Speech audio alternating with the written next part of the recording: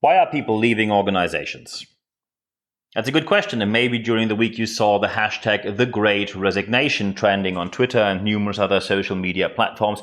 If you haven't seen it, by the way, and you still claim that you are part of either youth culture, Generation X, Y, Z culture, or pop culture, you probably miss out on more than you think, because the Great Resignation is a huge trend. More and more people are resigning, and that is not an opinion. We are going to talk through documents which are scientific today. No worries, I'm going to make it relaxed. It's not going to be a scientific lecture here. Many people still leave their jobs. Many organizations struggle to find enough talents, and many people are not happy in their jobs. And organizations at the same time are unhappy about people who do job hopping and complain about a lack of loyalty. So sticking to what by the way, we are, if you haven't seen it so far, this podcast, the recording now is also available live on Twitter Spaces. So the Twitter Space means, some of you might have heard of it, Twitter Space is like a public audio room. When you follow me on Twitter, you don't have to be registered on Twitter, but when you follow me on Twitter, you see as soon as I go online with it.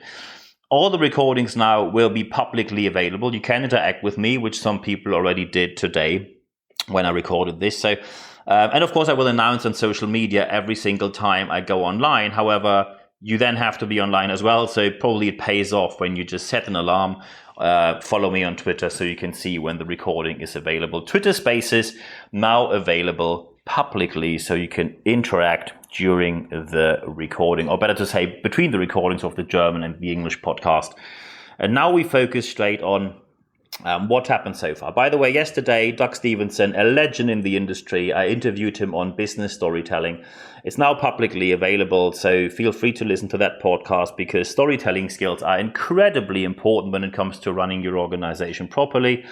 And on the German podcast, in case you are able to speak German, Christiane Blensky, marketing, and of course, how to advertise without speaking to the wrong people. Very important to save costs and be more efficient and more effective with your marketing approaches. And as you know, I'm German, so I am, of course, obsessed with efficiency. It's basically what we do all day long. Maybe all day long. Yeah, half of the day it's efficiency, the other half is Oktoberfest. No, it's not. Sorry, that just came straight from Stereotypeville.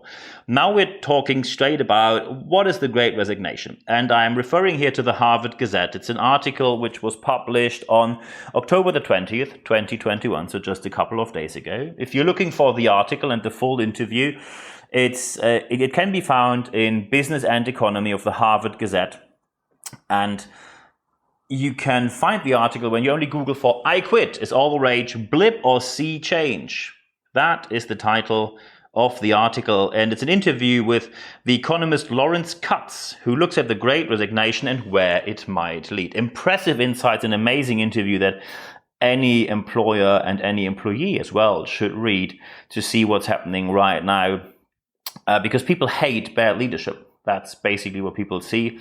That people stop to stay in your organization just because they need the money. And we now come to a point where I have to openly say, struggled a bit, because I found a document on the internet where you think, okay, that is just one bad example. It's called the Sweat Pledge, SWEAT, short for, it's an acronym standing for Skill and Work Ethics Aren't Taboo. Skill and work ethic aren't taboo. It's a pledge that employers ask their employees to sign. And when I found it on the internet, I just thought, because I saw it on social media, I thought that is just a really bad example of one bad leader. But just to be sure, let's check it. And I was astonished about the hundreds and hundreds of workplaces where I found that people consider what you're going to hear in a minute as appropriate to let people sign when they start working for them. Because the Sweat Pledge is something which is now translated into different languages, and it's handed around the whole world. And it is an outstanding example of lacking understanding of how to lead people properly. The Sweat Pledge are 12 rules. And I'm going to very briefly talk you through these 12 rules. Of course, this, what I found here, which I'm going to quote, is the one which is in the US. So when you hear the name of places or countries, that of course will be replaced by other names and of countries and cities when you are in a different place. And I really found this Sweat Pledge all over the world for whatever reason why people this should need. So Let's go. Let's just imagine you start a job somewhere, and maybe a job where you say, it's probably a job that pays the rent, where you say, it's not my inner mission to be here until the end of all days, but it serves its purpose right now, so let's just stick here for the moment. And then someone puts a piece of paper on the table and say, could you please read and sign this? That's where we are right now. Here we go. The 12 rules of the Sweat Pledge: skill and work ethic aren't taboo. Rule number 1, I believe that I have won the greatest lottery of all time. I am alive, I walk the earth, I live in America. Above all things, I am grateful. So besides the fact that this is rule number 1, also known as zero content, lots of pathetic, whatever thing you try to convey here, of course, instead of America, you also find Australia, or you find the UK, or you find Bolivia, Chile, I found Australia, Argentina, many different countries. Basically, they want to set a good tone in the beginning, and when it starts, I believe, and nearly every rule starts with I believe, you also already make very clear this has a zero, and many people I think don't get that. This has a zero foundation in science. There is no proof, no evidence, no factual backing. It's all belief system. So of course, so rule number 1, you have to be mega happy. Rule number 2, I believe that I am entitled to life, liberty, and the pursuit of happiness, nothing more. I also understand that happiness and the pursuit of happiness are not the same thing. So now we're talking already. Rule number 2 says you are entitled to life, liberty, and the pursuit of happiness. That, of course, is part of the Declaration of Independence of the United States of America. So thank you very much for granting me these rights, which are constitutionally guaranteed anyway, followed by the phrase, nothing more. So you're setting the expectations quite low. You're simply saying you get the bare minimum of what the founding fathers guaranteed you anyway. And afterwards saying and stating, publicly available document, that people should sign to understand that happiness and the pursuit of happiness are not the same thing. Pretty much telling people, well, it might be an unhappy time here, but you have to stick to it anyway. And this is just rule number 2 out of 12. I found this, by the way, not only with organizations that offer work, I found it with schools, with training institutions, with educational institutions even, where I say that document has no place in education whatsoever. Rule number 3, I believe that there is no such thing as a bad job. I believe that all jobs are opportunities and it's up to me to make the best of them. So rule number 3 basically says you have no right to complain about anything because when you're unhappy, it's your fault. Followed by rule number 4, I do not follow my passion, I bring it with me. I believe that any job can be done with passion and enthusiasm. So basically saying when you don't like the job, it's your lack of enthusiasm which you have to bring with you from wherever it might come. Rule number 5. I deplore debt and do all I can do to avoid it. I would rather live in a tent and eat beans than borrow money to pay for a lifestyle I can't afford. So here, employers clearly are addressing that their employees shouldn't have debt because, of course, when they have debt, there might be legal proceedings where you have to give a certain share of the salary to either debt agencies or anything similar. And, of course, you want to avoid the administrative hassle that comes with it. However, there's an excellent trick. Top tip today, not really. There's an excellent trick how to avoid that your employees run debt. It's called pay well. But here, of course, they want to make very clear with rule number 5 that they are heavily interested in the private life and the lifestyle of their employees, which, by the way, they have no right whatsoever to have any influence on because it's your choice in your life, not theirs. Rule number 6. I believe that my safety is my responsibility. I understand that being in compliance does not necessarily mean I'm out of danger. Wow. Now we are imagine when you work in construction reading this and someone tells you, so first, safety is your responsibility. So first, it is of course also your responsibility, but of course your employer has to be fully compliant with the law, and the law sets clear rules that keep you safe. When you then say, I understand that being in compliance doesn't necessarily mean I'm out of danger, basically says when you are at your workplace, your health, your physical and mental health might be at immediate risk, and please accept that by signing this document. So we're only halfway through, and when you think this is horrible, wait for what is still to come.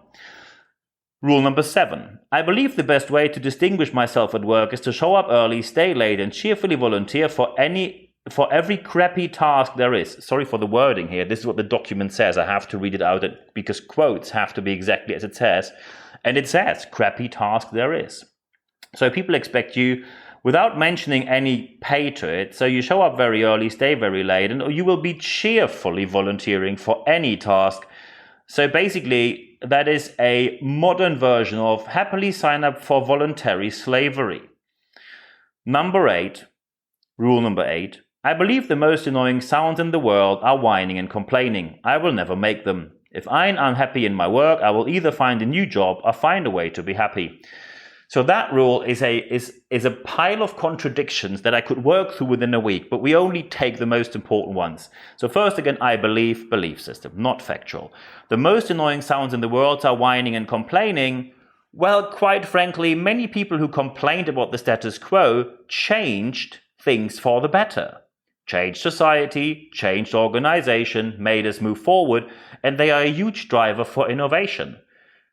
Of course, whining sounds a bit derogatory here, but complaining about something which is clearly done wrong is absolutely acceptable and should be embraced by organizations. And many people want to have more innovation, while at the same time, you tell people to stop complaining, which will put your innovation curve down to 0.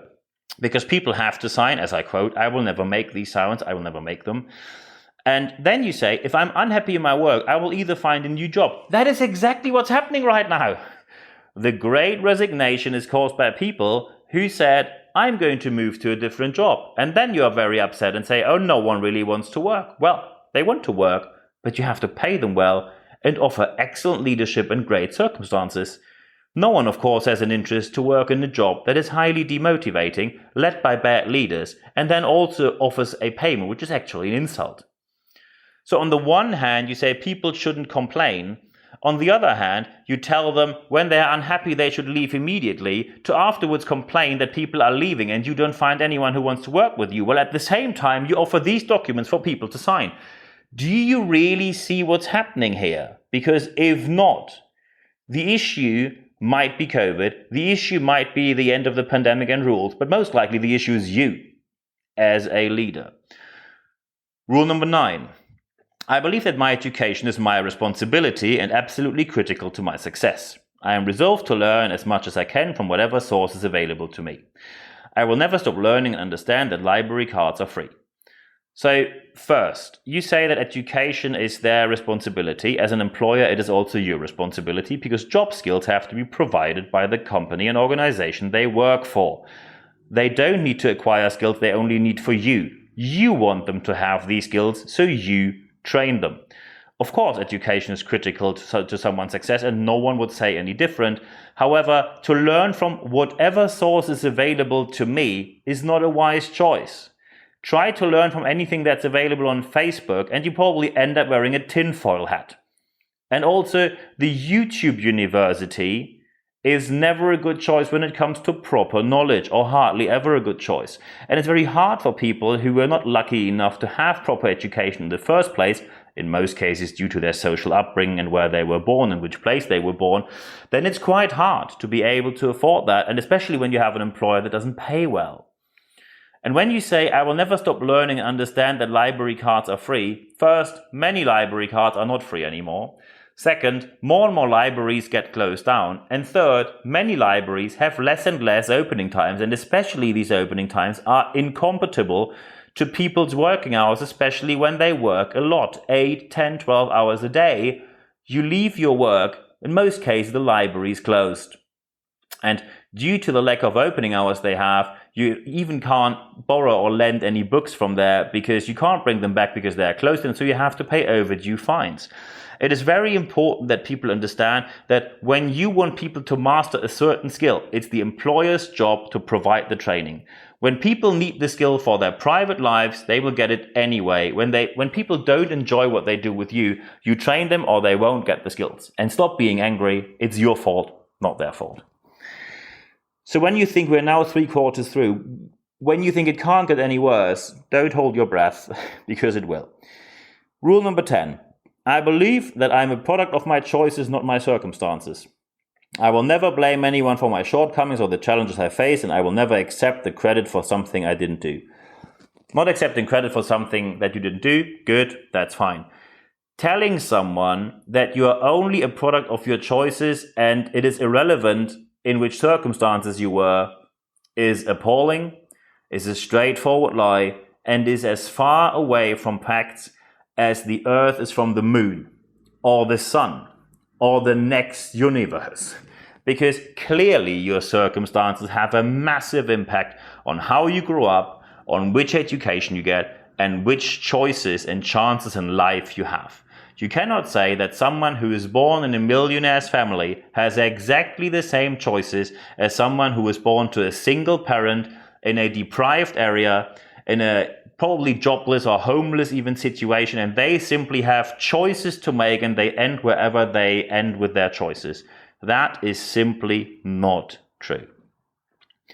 So number 10 is the point where we reach the point of straightforward lies. Belief system forced on people to sign a deliberate lie. Rule number 11, I understand the world is not fair and I'm okay with that. I do not resent the success of others.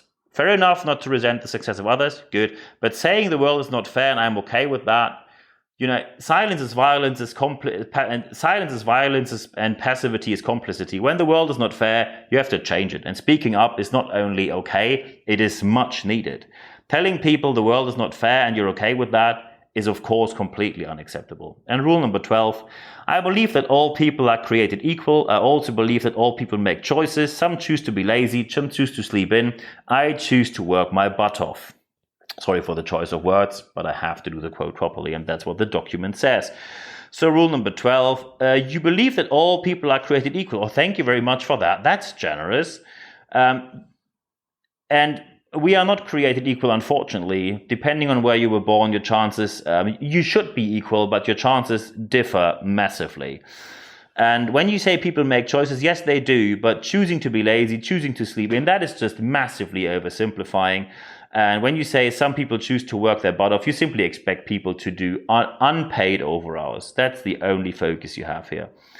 The whole thing ends with signature lines from the manager and the employee, and the line, on my honor, I hereby affirm the above statements to be an accurate summation of my personal worldview. I promise to live by them. That is just pathetic. That is just pathetic. And we find exactly that. We find exactly that with organizations which complain about that no one wants to work for them. You clearly have no idea what the real motivation of people is, but that's not only your fault. Many organizations struggle with that, and we're going to look into a scientific document from McKinsey in a minute. When you, of course, did not train your leaders, probably, and by the way, leadership begins with the smallest amount of team lead. That's from where you have to teach and coach your people properly by someone who has the scientific qualification. I don't mean a piece of paper, I mean the knowledge, although the piece of paper might confirm the knowledge if you want to have some sort of confirmation, who has the real-world experience and who's also able and fully trained as a trainer, coach, consultant, mentor, whatever you want to use them for. And please stop telling people that I offer work and you have to earn your place here. That time is long ago. That time is long ago. Because now we look into McKinsey and what they offered this week. They have a publication which is called the Weekend Charts. And they show the chart which is highly relevant to the situation in which we are right now. Because the article, by the way, because I have, of course, to quote and credit this properly, published on October the 18th, 2021 on McKinsey & Company's website. There's an article which is called the Path to the Next Normal. The Great Attrition Stems from a Great Disconnect. And it talks about the great disconnect, about how employers do not fully understand why employees are leaving.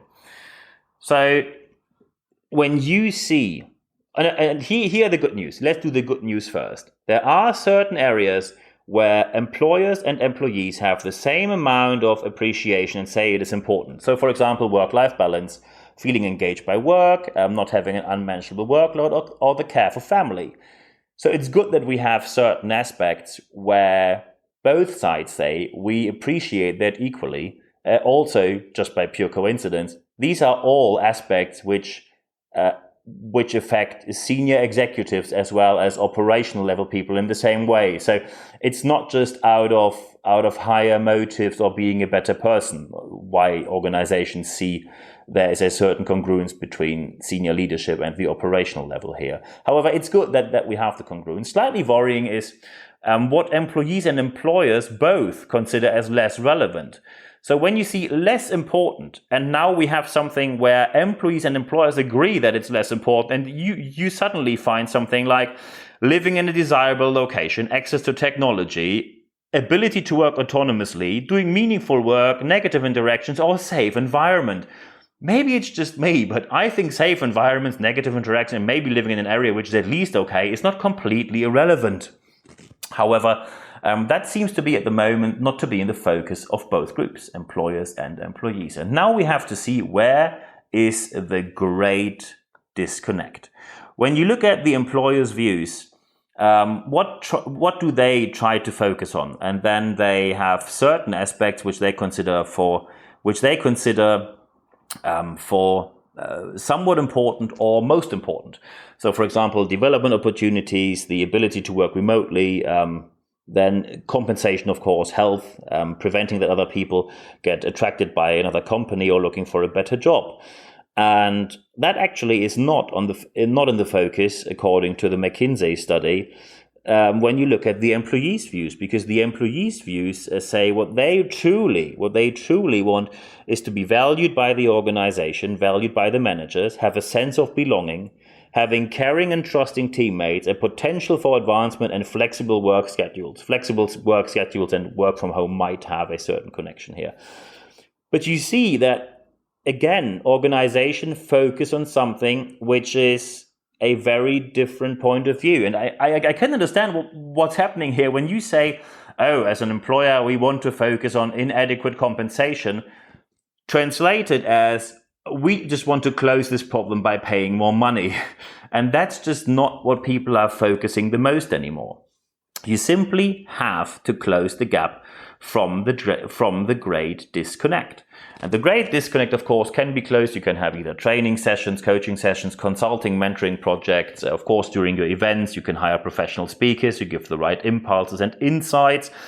And for a bit more in the long run, you can have project and interim managers who can help you. If you're interested in that, just drop me an email, nb@nb-networks.com. nb@nb-networks.com, so we can have a chat about that. By the way, if you need more than that, and you see now we are also live on Twitter Spaces, we have a video channel where there will be more in the future. Often people still text me after the podcast and say, what's coming up in the future? I cannot stress it enough that all updates are sent out once a week, 100% content, ad-free guarantee. Just go to expert.nb-networks.com, put your email address there. You get an update once per week, no advertising, content only, and you have it all in one place. Because I don't want to spend time on my podcast talking about what's up next. We have an amazing week, top 50 rankings. Thank you very much for your support, and we're close to the 35,000 listeners mark, with a podcast that spends $0 on advertising, £0, €0, whatever currency you want. And we are very happy with that. Thank you very much. I really appreciate it. But now we have to look into how to do things better and keep people away from leaving organizations. So why are people leaving organizations? So step number one, you accept the fact-based situation. Your feelings are not relevant. When you say, I feel that, as long as you don't have scientific evidence, it's a feeling, it's not a fact. And many people still mix that up. Just because you think it is a fact doesn't make it a fact.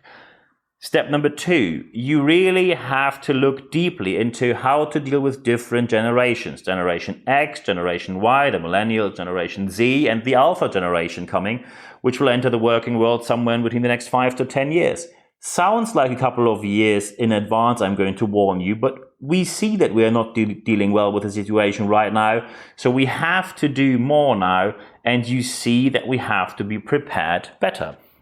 And then you have to see what are specific, happy to have ambitious, but also realistic plans, how you want to deal with the upcoming shortfall of talent and the expectations of future generations towards a diverse and inclusive, a happy, and a workplace where they simply like to work.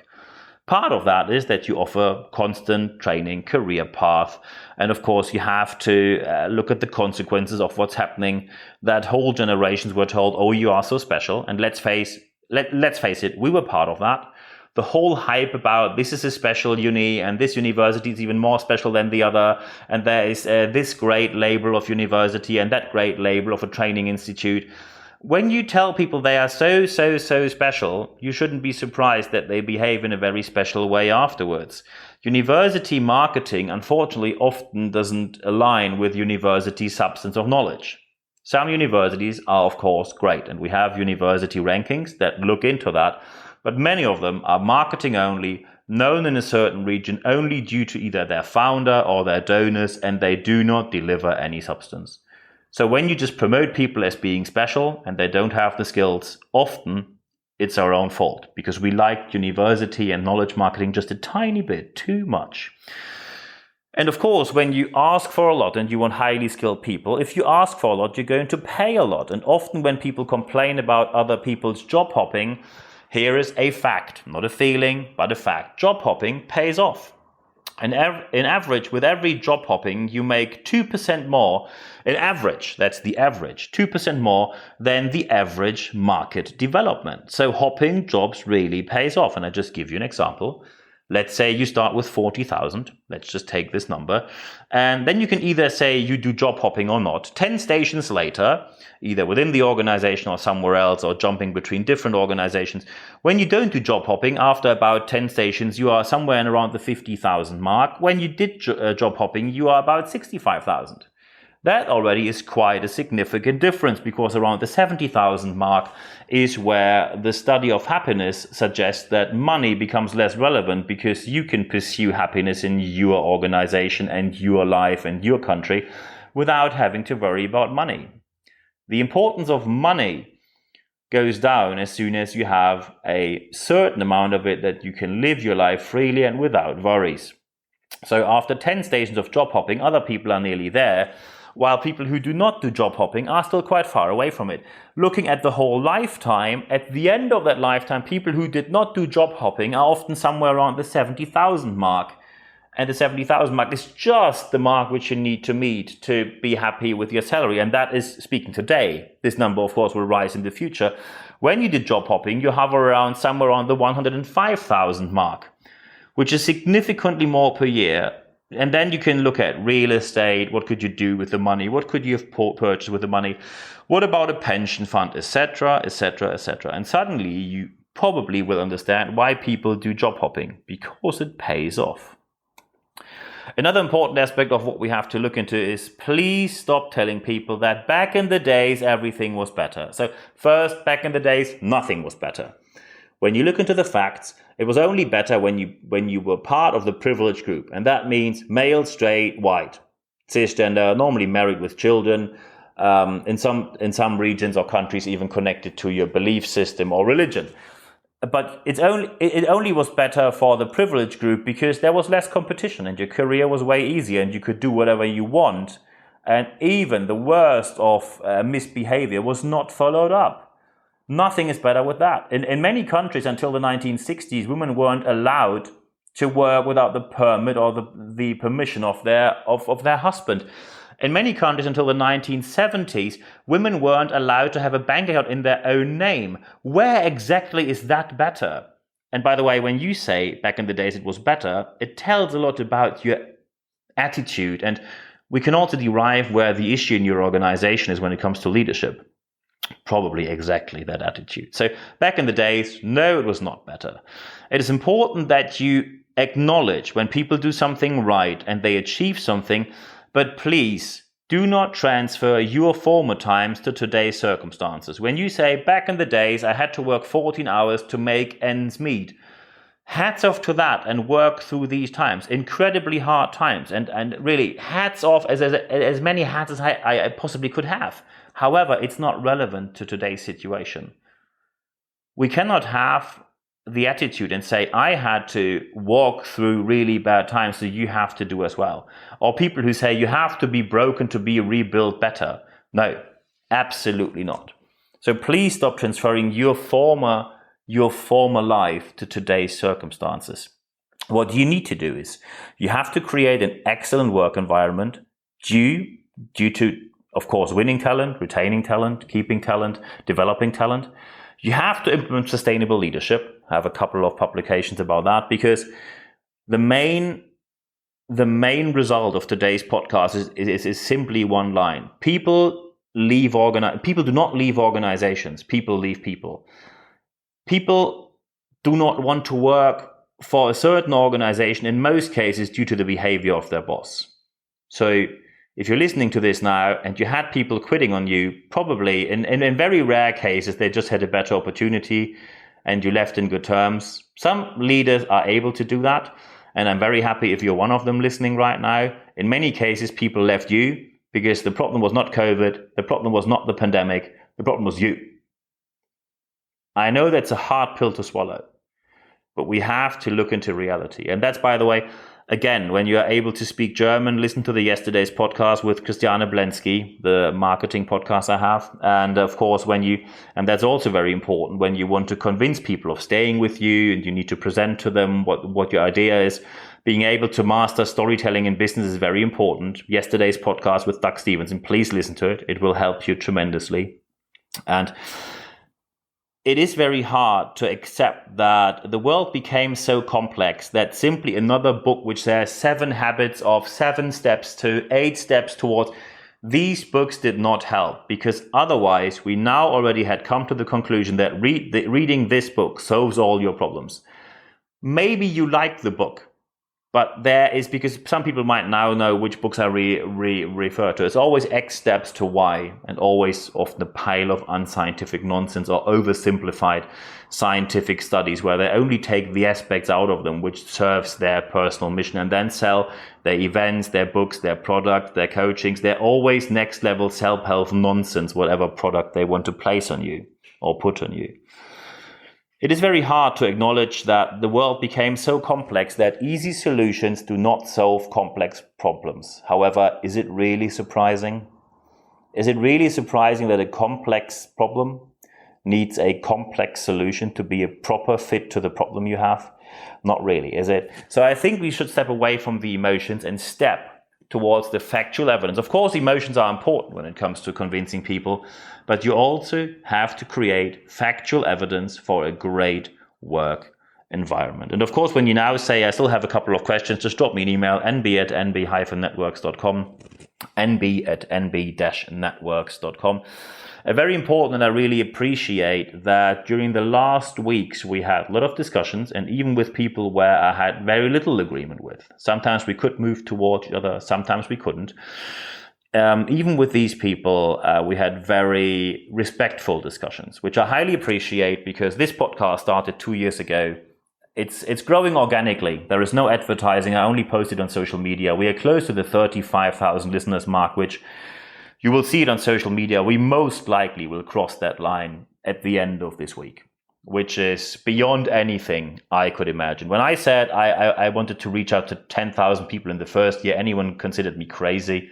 And even I myself thought, when I end up with 5,000, that's probably okay as well. But 10,000 is just an ambitious goal. And we made it far, far beyond that. It is important now that everything we talk about doesn't stay here, but also goes into the real world practice of your organization. If you need help there, just drop me an email. Happy to help you. But it's now important that you go out there and apply what we talked about here, because only what you apply is what gains true relevance and real world traction in your organization.